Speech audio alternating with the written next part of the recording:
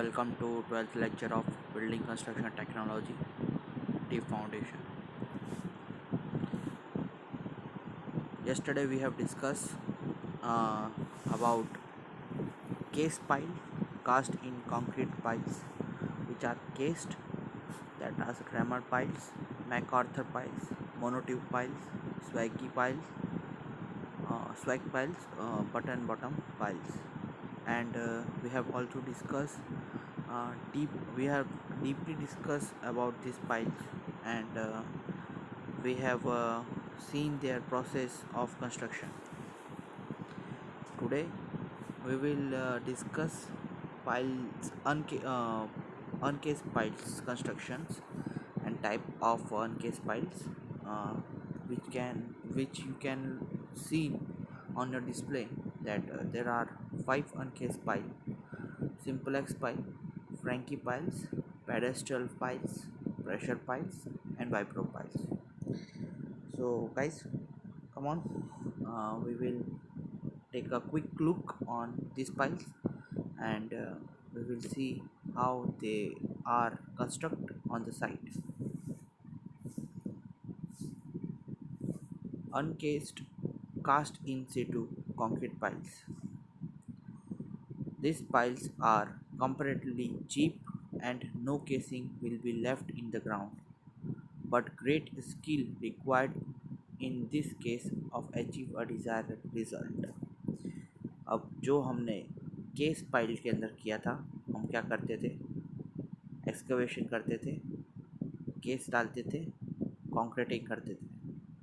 ठीक है, बहुत सारे केस के अंदर हम केस नहीं निकालते थे, पर ये जो पाइल है इसके अंदर केस है, हम निकाल देंगे और कोई भी केस वेस्ट नहीं होगा।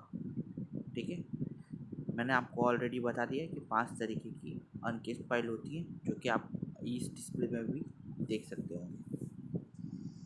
सबसे पहले हम बात कर लेते हैं सिंप्लेक्स पाइल की। इमेज में आपको दिख रहा होगा, इस तरीके की सिंप्लेक्स पाइल होती है। ठीक है, इसका जो नीचे का नॉच होता है, जिसको हम बोलते हैं शू।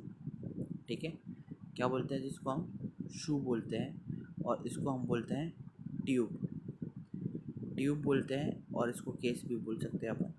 ठीक है, ट्यूब के नीचे, एग्जैक्ट नीचे क्या लगा हुआ होता है? शू लगा हुआ होता है, जिसका मैकेनिज्म किस तरीके का होता है? इस तरीके का होता है। ठीक है, मतलब इस तरीके का शू लगा होगा, जिसके तीत होंगे। ठीक है, जैसे ही एक बार पाइल का काम ख़त्म हो गया, ये तीत खुल जाएंगे और पाइल की ट्यूब को ऊपर खींच लिया जाएगा, और जिससे हम ये जो केस है उसको बार बार यूज़ करके पाइल बना सकते हैं। Simplex piles can be drive through soft to और हार्ड स्ट्रेटा। दोनों स्ट्रेटा के अंदर आप ये सिंपलेक्स पाइल यूज़ कर सकते हैं। And this type of piles of steel tube fitted with the cast iron shoes is drive into the ground up to the desired depth. कौन सा शूज़ होता है? कास्ट आयरन का मतलब बना हुआ CI शूज़ होता है, जिसको हम डिजायर्ड डेप्थ तक, अंदर तक ड्राइव करते हैं। ठीक है, reinforcement if necessary put inside the tube. Concrete is then poured into the tube, then the tube is slowly withdrawn and concrete being tempted, leveling behind the cast iron shoes. अभी क्या होगा कि मैंने tube लगा दिया और shoes लगा दिया नीचे, और ये सब कहाँ पर मैंने ड्राइव कर दिया सॉफ्ट या हार्ड स्ट्रेटा में। ठीक है, अब मेरे को अगर ज़रूरत है, अब ये जो रेनफोर्समेंट है उसकी ज़रूरत किसके हिसाब से पड़ती है अपन को? अगर मैं हैवी स्ट्रक्चर कंस्ट्रक्ट कर रहा हूँ, ठीक है, अपनी साइट पे, और मेरी सॉइल बेरिंग कैपेसिटी अच्छी नहीं है और मैं हैवी कंस्ट्रक्शन कर रहा हूँ, तो मैं वहाँ पे पाइल की अंदर रेनफोर्समेंट लगाऊंगा। अगर 2-3 माले की बिल्डिंग है तो उसके अंदर मैं रेनफोर्समेंट नहीं लगाऊंगा, कंक्रीट से भी काम चलाऊंगा। ठीक है, एज़ पर लोडिंग के डिफेक्ट होते हैं, बहुत सारी लोडिंग्स, अलग अलग तरीके की लोडिंग होती है। किस तरीके की बिल्डिंग है उस पर भी ये सब डिपेंड करता है। ठीक है, इसकी तो पूरी डिज़ाइन होती है पाइल की, वो हमें सीखनी होगी। अभी हालांकि हम बेसिक लेवल का बात सीख रहे हैं, तो सिर्फ हम अभी इसके बारे में जानेंगे, डिज़ाइन इसकी आपको स्ट्रक्चर में आएगी। ठीक है, जैसे ही पाइल शूज़ क्या बोलते हैं, हमने खोला, यहाँ से पाइल शूज़ खुल जाएगा। धीरे धीरे जो ट्यूब है हमारी वो ऊपर आना स्टार्ट करेंगे। धीरे धीरे ट्यूब ऊपर लेंगे, कंप्रेसिव स्ट्रेंथ देंगे, कॉम्पैक्ट करेंगे, ठीक है। कंक्रीट को अंदर टैंपिंग करेंगे जिससे कोई भी तरीके का एयर वर्ड्स अंदर ना रह जाए। अगर एयर वर्ड अंदर रह जाता है तो क्या होता है, स्ट्रेंथ जो हमारी होती है पाइल की वो रिड्यूस हो जाती है, ठीक है। इस तरीके से काम हम करेंगे। तो इस तरीके से जो सिंप्लेक्स पाइल है उसका कंस्ट्रक्शन होता है। चलिए नेक्स्ट पाइल की तरफ जाते हैं। सॉरी, ये जो सिंप्लेक्स पाइल का आप थोड़ा क्लियर इमेज देख सकते हैं कि किस तरीके का क्लियर इमेज रहता है। यहाँ पे आप देख सकते हैं ये जो शू है वो डिटेचेबल है, ठीक है। अब इसके अंदर क्या होगा, मैं कॉन्क्रीटिंग करूँगा, ठीक है। शूज़ को खोल दूँगा, यहाँ से शू खुल जाएगा और यहाँ से जो हमारा केस है वो ऊपर चला जाएगा और कॉन्क्रीटिंग कर देंगे, टैंपिंग करेंगे। मतलब इसकी जैसे ही थोड़ा ऊपर खींचेंगे इसको, फिर टैंपिंग करेंगे, यानी रॉड से इसके ऊपर थपकी मारेंगे जिससे कोई भी एयर वर्ड्स ना रह जाए। और इस तरीके से पूरी की पूरी पाइल का कंस्ट्रक्शन हो जाएगा, जैसे कि आप थर्ड इमेज में यहाँ पे देख सकते हैं। फ्रैंकी पाइल्स, खाने वाली फ्रैंकी नहीं दोस्तों, ये जो फ्रैंकी पाइल है इसके अंदर क्या होता है कि एक हैमर आपको प्रोवाइड किया जाता है। In this case type of piles, a plunge of dry concrete gravel is formed on the ground by heavy removal pipe shell. A diesel operated drop hammer of 20 to 30 kilonewton weight is drive a concrete into plunger. अभी उसके अंदर हमने क्या कहा था, cast iron का shoes लगाया था ना, इसके अंदर हम क्या लगाएंगे, ट्यूब के अंदर प्लंजर, एक कंक्रीट का एक प्लंजर लगाएंगे, ठीक है, जिसके ऊपर 20 to 30 किलो न्यूटन का लोड हम फ्री फॉल करने वाले हैं। किससे, हमारे यहाँ पे operating machine, diesel operating machine होती है जिसके ऊपर डीजल ऑपरेटिंग मशीन क्या टंगा के रखती है अपने ऊपर, हैमर टंगा के रखती है। और वो जो हैमर है उसको छोड़ती है किसके ऊपर, पाइल के ऊपर, जिससे फ्री उसकी जो ग्रेविटी लोड है उसकी वजह से जो प्लंजर के ऊपर, आप कंक्रीट के ऊपर थपकी पड़ेगी तो ये कंक्रीट नीचे जाएगा, जैसे कि आप यहाँ पे देख सकते हैं किस तरीके से नीचे जा रहा है। एक बार डिज़ायर डेप्थ तक वो चला गया, ट्यूब चला गया, उसके अंदर कंक्रीटिंग कर देंगे। कंक्रीटिंग करने के बाद वापस से उसको हम टैंपिंग करेंगे और धीरे धीरे केसिंग को निकाल लेंगे तो हमारी फ्रैंकी पाइल तैयार हो जाएगी। When the tube has reduced the desired depth, the tube is held in position by cable and the hammer is applied to the concrete। मतलब वही है जो मैं बोल रहा हूँ, हैमर केबल के साथ टंगा हुआ होगा और फ्री फॉल किया जाएगा उसको। Next stage, the shaft is formed by introducing successful charge of the concrete ramming। each is turn and withdraw the case gradually about 300 mm at the time, ठीक है। 300 mm एट द टाइम, मतलब 300 mm कर करके हमको जो उसकी casing है और एकदम ही नहीं निकाल देनी है। 300 mm करने का, फिर टैंपिंग करने की, फिर 300 mm केसिंग ऊपर खींचने का, फिर टैंपिंग करने की, और धीरे धीरे ग्रेनुअली हमको क्या करना है, उसको केसिंग को बाहर निकालना है, ठीक है। The pile diameter in Franki piles varies from 50 centimeter to 60 centimeter. जो फ्रैंकी पाइल का डायमीटर है वो 50 से 60 सेंटीमीटर पे वेरी हो सकता है। Enlarging base may be have a diameter of about 90 centimeter, और जो एनलार्जिंग बेस है, बेस का डायमीटर वो 19 सेंटीमीटर जितना भी हो सकता है। The pile has a load carrying capacity of 60 to 90 ton. 60 से 90 टन की कैपेसिटी की ये पाइल है, जैसे कि आप यहाँ पे देख सकते हैं। देखो मैं आपको बोला था ना, डीजल ऑपरेटिंग मैकेनिज्म, मतलब इस तरीके का क्रेन होता है, ठीक है। और वहाँ पे होता है पाइप, उसको बोलते हैं मशरूम शेप, ठीक है। मशरूम शेप का यहाँ पे हैमर टंगा हुआ है। यहाँ पे आप ये ब्लू कलर का देख रहे हैं ना, वो हैमर है, ठीक है। अब यहाँ पे समझिए आप कंक्रीट ब्लॉक ही रखता हूँ मैं, कंक्रीट ब्लॉक के ऊपर मैं क्या करूँगा, ये जो हैमर है उसको फ्री फॉल करूँगा, थप थप थप थप। तो ये देखो यहाँ पे आप कंक्रीट ब्लॉक देख सकते हैं कि जो कंक्रीट ब्लॉक है,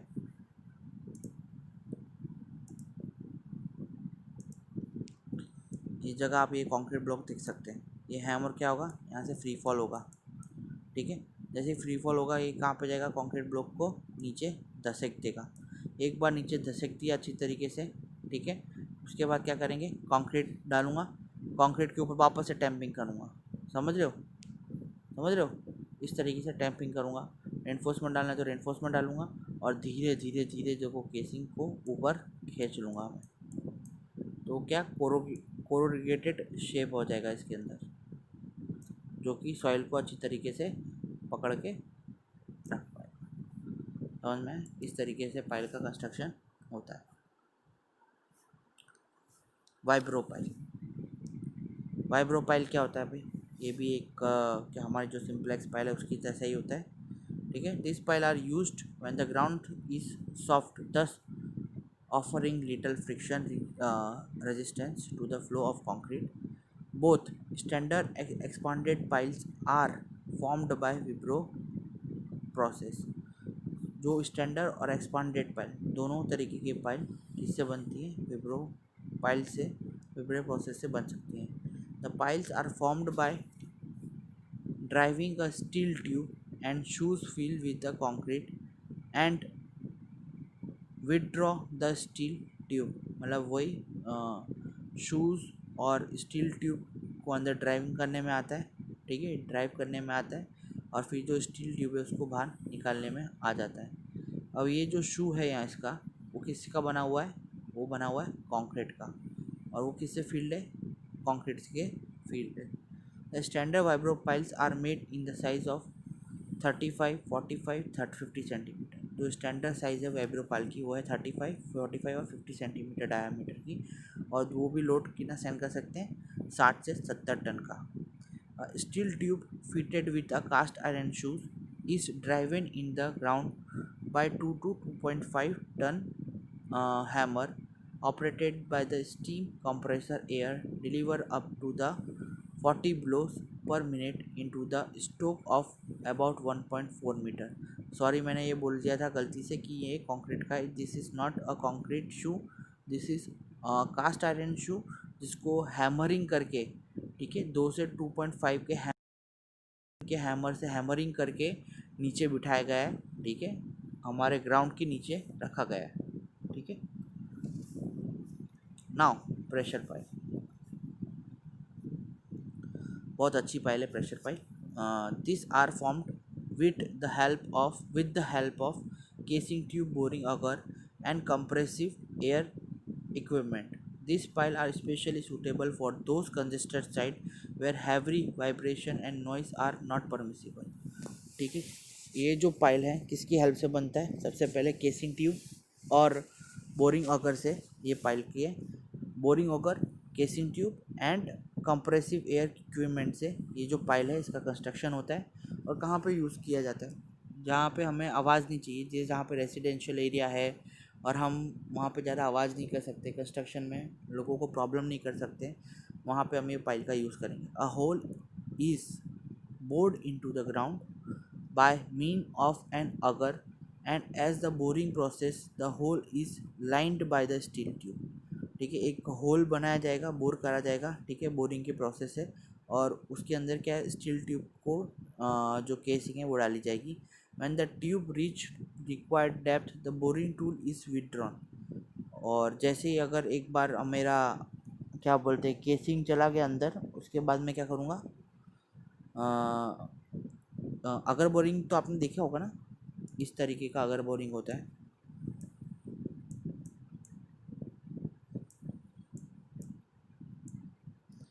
यहाँ पे उसके तीत होते हैं,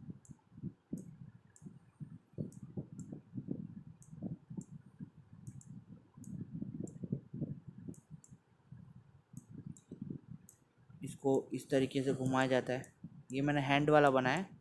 यहाँ पे मैकेनिज़्म लगा दो, मैकेनिकल मैकेनिज़्म, तो ये मैकेनिकल मैकेनिज़्म अगर बोरिंग होगा, शायद इसके जो इक्विपमेंट के बारे में हमको पढ़ने के लिए आएगा, ये नीचे जाता है, ठीक है। तो सबसे पहले क्या करा हमने? अगर बोरिंग के थ्रू एक खड्डा खोद लिया, उसके अंदर स्टील पाइप डाल दिया, ठीक है। एक बार जो स्टील पाइप है वो कहाँ तक पहुँच गया? नीचे तक पहुँच गया, रिक्वायर्ड डेप्थ तक पहुँच गया। तो उसके बाद क्या आएगा? सेकेंड लेयर, हम क्या करेंगे? कंक्रीट डालेंगे उसके अंदर और प्रेशर के प्रोवाइड करेंगे, किसके ऊपर? टॉप ऑफ द ट्यूब के ऊपर। ये प्रोसेस हम रिपीटेड करते रहेंगे टिल पाइल गेट कंप्लीटेड, ठीक है। कंक्रीटिंग करते रहेंगे और प्रेशर ट्यूब डालते रहेंगे। प्रेशर कैप क्या करेगा? जो एयर सर्कुलेशन है वो उसका मेंटेन रखेगा, जिसकी वजह से जो एयर वॉइड्स है सॉरी जिसकी वजह से जो प्रेशर है वो इसके अंदर कंट्रोल होगा, और एक कॉम्प्रेसिव स्ट्रेंथ सॉरी एक कॉम्पैक्शन नीचे जनरेट होगा, जिसकी वजह से जो एयर वाइड्स है वो हट जाएंगे। जैसे हम कॉम्पैक्ट करते थे ना पाइल को नीचे कंक्रीटिंग करने के बाद, जिससे एयर वाइड्स ना रह जाएं। इसके अंदर क्या होगा, जो पाइल है एयर प्रेशर के थ्रू जो पाइल के अंदर प्रेशर जनरेट होगा, कंक्रीट के अंदर प्रेशर जनरेट होगा इस साइड, और क्या होगा, जो एयर वाइड्स हैं वो हट जाएंगे। पेडेस्टल पाइल्स, ठीक है। अब आप इमेज में देख सकते हैं पेडेस्टल पाइल के अंदर क्या होता है। This type of piles are used for thin bearing stratum rich with reasonable depth, ठीक है। थिन बेयरिंग स्ट्रेटा के लिए यूज़ करते हैं, जो कि डिजायर्ड डेप्थ के हम उसको अंदर ड्राइव करते हैं। The core and casing are drive together into the ground till they reach to the desired level. जो कोर, इसको कोर बोलते हैं, सॉरी ये जो कोर है और इसके अंदर की एक आती है केसिंग, उन दोनों को कहाँ पर प्रोवाइड, नीचे कंक्रीट ब्लॉक के साथ ड्राइव करने में आ जाता है, ठीक है। The core is taken out and the charge of concrete is place in the tube. देखो दो कवर है, एक तो ये कोर है और इसके अंदर ये आएगा ट्यूब, ठीक है। जब होगा क्या इसके अंदर, जो एक बार ये दोनों को अंदर डाल दिया, उसके बाद जो कोर है उसको बाहर पर से निकालने में आएगा, और उसके बाद क्या होगा, केसिंग के अंदर the core is again place sorry the core is taken out and charge of concrete, मतलब इसके अंदर कॉन्क्रीट डालने के लिए पोर करने के लिए हम रख देंगे। एक बार हमने कंक्रीट पोर करने के लिए रख दिया, फिर वापस से मतलब यहाँ तक कंक्रीट भर दिया, ठीक है। और फिर वापस से मैं क्या करूँगा, the core is again place the case और to the rest on the pounder concrete. वापस से मैं कोर है ये वाला इसके अंदर उसके ऊपर डाल दूँगा, ठीक है। A pressure is applied on the concrete through the core at the same time the casing is withdraw. और क्या होगा, मैंने जैसे ही इसके अंदर क्या बोला, कंक्रीट डाल दिया, और सबसे पहले मैंने क्या किया, कोर और ट्यूब डाला अंदर, ठीक है। कोर को बाहर निकाल लिया, ट्यूब के अंदर कंक्रीट डाला, फिर वापस से कोर को डाला। अब एक कोर क्या करेगा, कोर के अंदर मैं प्रेशर डालूंगा। जैसे ही मैं प्रेशर डालूंगा, प्रेशर अप्लाइड करूंगा, ठीक है। तो और प्रेशर अप्लाई करते समय मैं क्या है, जो ये ट्यूब है उसको बाहर निकालूंगा, विड्रॉ करूंगा। तो ये जो जो चीज़ मैं रिपीटेडली करूँगा तो ये शेप कैसा हो जाएगा, इस तरीके का हो जाएगा। यहाँ पे मुझे ग्राउंड में इस तरीके का शेप देखने के लिए मिलेगा, और फिर मैं पूरी कंक्रीटिंग कर दूंगा। तो ये जो चीज़ प्रोसेस है इसको अपन क्या बोलते हैं, पेडेस्टल पाइलिंग बोलते हैं, ठीक है। और ये क्यों कर रहे हैं हम, क्योंकि ये जो है ना पाइल बाहर उखड़ के ना आ जाए लोड की वजह से, ठीक है। एक अच्छा तरीके से बॉन्डिंग दे सॉइल में, ठीक है। ये सब सॉइल के नीचे हो रहा है, यहाँ पे देख सकते हैं ग्राउंड लेवल है, इसके नीचे सॉइल के नीचे। आप जस्ट इमेजिन करना सीखो, चीज़ों को इमेजिन जितना कर पाओगे ना उतना अच्छी तरीके से आप पढ़ पाओगे। अब कास्ट इन प्लेस पाइल्स के एडवांटेज क्या है, तो भाई एडवांटेज ये रहते हैं कि जो उसका शेल रहता है वो इजीली हैंडल हो जाता है, और उसको इजीली अपन ड्राइव कर सकते हैं, ठीक है। सबसे पहले क्या है, ये एडवांटेज रहता है कास्ट इन कंक्रीट पाइल्स का, कि भाई लाइट वेट शेल अपन के रहते हैं, जो अपने केस रहते हैं वो लाइट वेट रहते हैं, और उसको अच्छी तरीके से अपन हैंडल कर सकते हैं। Variation in length do not present a serious problem, the length of shell may be increase and decrease easily, ठीक है। वेरिएशन, अगर सेल के अंदर मेरे को कोई भी वेरिएशन डालना है तो मैं कर सकता हूँ, इजीली कटिंग कर सकता हूँ, इजीली उसकी लेंथ बढ़ा सकता हूँ, इजीली मैं वेल्डेड करके उसकी लेंथ भी बढ़ा सकता हूँ, इजीली कटिंग करके उसकी लेंथ भी घटा सकता हूँ, यानी अपने हिसाब से अपना क्या बोलते हैं, अपने हिसाब से अपन कुछ भी उसके अंदर चेंजेस कर सकते हैं। द शेल में be slip in the short length and assemble the job, the shell में be slipped in the short length, हाँ, एंड असेंबल द जॉब, बहुत जल्दी उसका इंतज़ाम हो सकता है और वो जल्दी असेंबल भी करा सकते हैं, ठीक है। Excess reinforcement to resist the stress cause by handling only is eliminated, extra stresses जो जनरेट होते हैं वो रेनफोर्समेंट के द्वारा अपन हैंडल कर सकते हैं। The danger of breaking a pile while driving is eliminated, सही बात है। अगर ऑलरेडी प्रिपेयर्ड पाइल को अपन अंदर घुसाते तो उसके टूटने के चांसेस बहुत ज़्यादा रहते हैं, पर इसके अंदर तो हम कास्ट ही कर रहे हैं, तो हमारे जो ब्रेक होने के चांसेस है वो बहुत कम हो जाते हैं। Additional pile may be provided quickly if they are needed, और मेरे को ऐसा ज़रूरत नहीं पड़ेगा कि मैं अगर पाइल है तो मैं कास्ट ही करने वाला हूँ साइट पे, तो मेरे को ऐसी ज़रूरत नहीं पड़ेगी कि भाई अब मैं पाइल का ऑर्डर दूंगा, पाइल चाहेंगी उसके बाद ड्राइव करूँगा। मेरे को जहाँ पे भी ड्राइव करना है मैं फटाफट केसिंग डाल के अंदर कॉन्क्रीट करके पाइल ड्राइव कर दूंगा। डिसएडवांटेज क्या है, तो slightly movement of earth around and unreinforcement piles can be break it. Slightly movement भी रहेगा अर्थ का। आपको पता है कि हमारे जो टेक्टोनिक प्लेट्स होती हैं उसमें मूवमेंट्स रहता ही है, जिसकी वजह से ये पाइल्स के अंदर जिसके अंदर रेनफोर्समेंट नहीं है उसके अंदर टेंसाइल स्ट्रेंथ नहीं रहेगा, और टेंसाइल स्ट्रेंथ ना होने की वजह से कंप्रेसिव स्ट्रेंथ के अंदर असर आ सकता है और पाइल के अंदर क्रैक्स आ सकते हैं। ठीक है।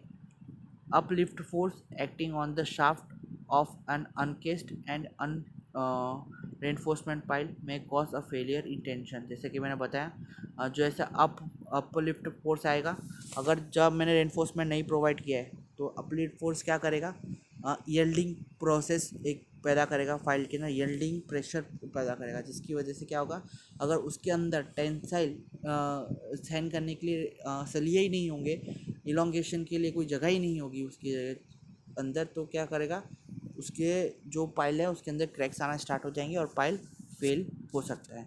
The bottom of pile may not be symmetrical. और जो बॉटम है पाइल का वो हम नीचे जाके देख तो पाएंगे नहीं, और वो सीमेट्रिकल हमें नहीं मिलेगा, पर हमको जो प्रीकास्ट पाइल है उसके अंदर जितने भी पाइल के नीचे बॉटम्स होते हैं वो हमको सीमेट्रिकल मिलते हैं। तो ये था हमारा डिसएडवांटेज पाइल का, आज हमने ये कवर किया। ठीक है, आज के लेक्चर के लिए हम इतना ही रखते हैं। नेक्स्ट लेक्चर में आपको मैं टिम्बर पाइल के बारे में बताऊंगा, स्टील पाइल के बारे में बताऊंगा, और भी बहुत सारी पाइल्स हैं उसके बारे में हम डिस्कस करेंगे। आज के लिए इतना ही। थैंक यू सो मच देखने के लिए, और बस ऐसे ही लेक्चर देखते रहिए और तैयारी करते रहिए। Thank you.